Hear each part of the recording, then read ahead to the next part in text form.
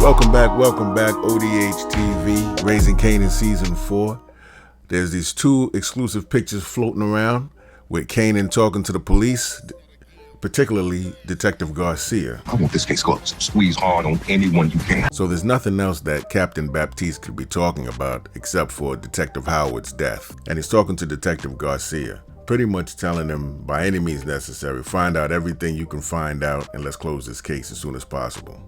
What we do know is that when Detective Burke was doing her investigation into Detective Howard, she did find out that Rock was one of his informers back in the day and that Kanan is his son. Now, she did try to record Detective Howard when they were in that car before Howard took her out, and Howard did snatch that recording before he left. But it just seems like she's not the type to not write anything down, so maybe they found some of her files. While trying to piece this together, I think they're going to circle back into Jukebox and Burke's relationship. Garcia is going to remember the night of Detective Howard's shooting, they ran into Jukebox and that Jukebox knew Detective Burke. And could be why we saw Detective Garcia and Jukebox walking down the block together in a trailer.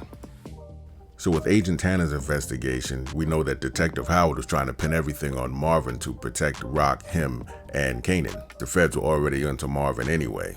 That coupled with when they arrested Famous, they were asking him questions about Detective Howard and why he let him go when he had all that paraphernalia in his bag.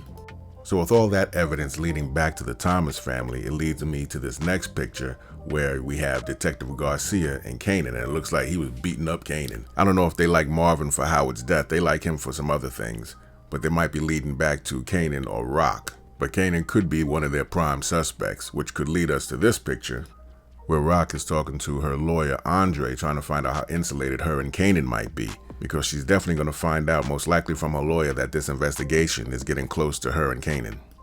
Now, of course, we know that this is not eventually what Kanan goes to jail for, but I do believe he's going to be one of their prime suspects. Let me know what you think in the comments. Diamonds dancing on my neck, pull up all black. Told you meet me where you at, never call back. It's you or more like a beauty queen, what you do to me? A heavy heart like a fan.